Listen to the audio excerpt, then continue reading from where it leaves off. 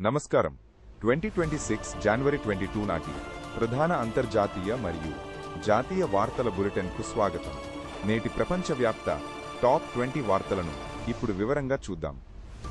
News.1 Pakistan ప్రధాని షెహబాజ్ షరీఫ్ డావోస్లో తీసుకున్న నిర్ణయంపై స్వదేశంలో విమర్శలు వెల్లువెత్తుతున్నాయి. అమెరికా నేతృత్వంలోని గాజా బోర్డులో చేరడం నైతికంగా సరికాదని అక్కడి విపక్షాలు మండిపడుతున్నాయి.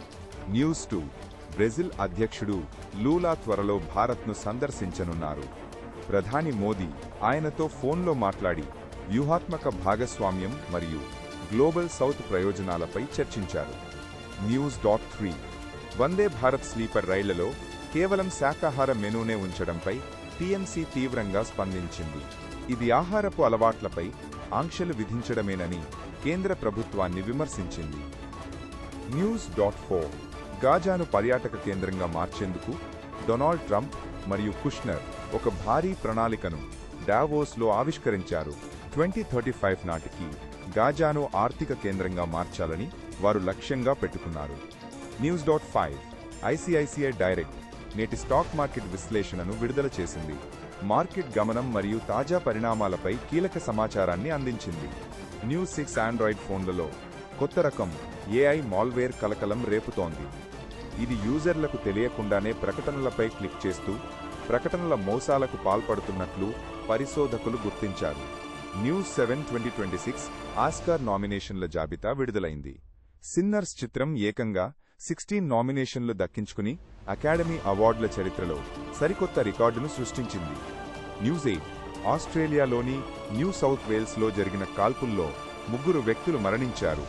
ఇది ఒక గృహ వివాదానికి సంబంధించిన ఘటనగా పోలీసులు భావిస్తున్నారు. News.9 3 వారాలకు మించి దగ్గు ఉంటే అశ్రద్ధ చేయవద్దని వైద్య నిపుణులు సూచిస్తున్నారు. ప్రతి దగ్గు అంటువ్యాధి కానప్పటికీ సరైన సమయంలో వైద్యుణ్ణి సంప్రదించడం అవసరమని హెచ్చరించారు.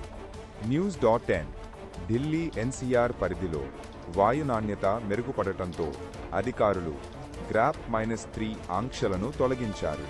దీంతో నిర్మాణ పనులపై ఉన్న ఆంక్షలు సడలించబడ్డాయి. News.11 గ్రీన్లాండ్ విషయంలో ట్రంప్ వైఖరి నేపథ్యంలో డెన్మార్క్ మరియు గ్రీన్లాండ్ అప్రమత్తమయ్యాయి.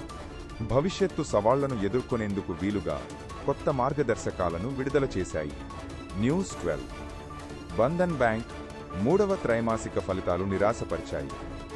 నికర లాభం 52% మేర పడిపోయి 206 కోట్ల రూపాయలకు పరిమితమైంది.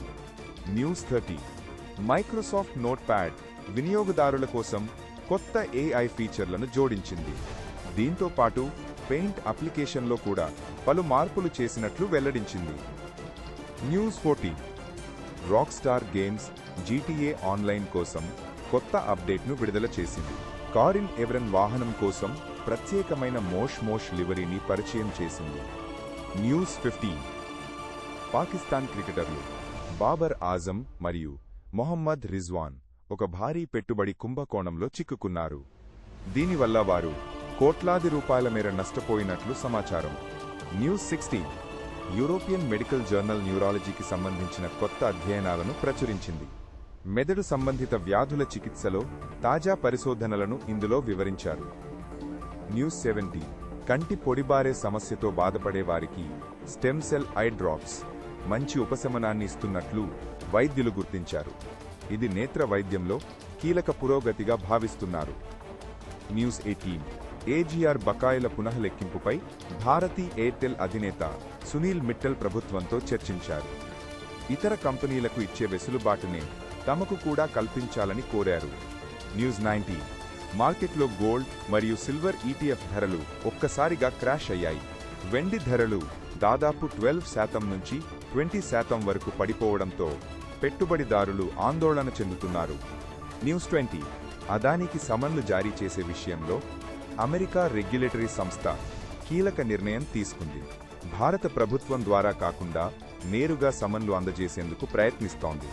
ఇవి నేటి ప్రపంచ టాప్ 20 వార్తలు. మరిన్ని అప్డేట్స్ కోసం మా ఛానల్ని సబ్స్క్రైబ్ చేయండి. ధన్యవాదాలు.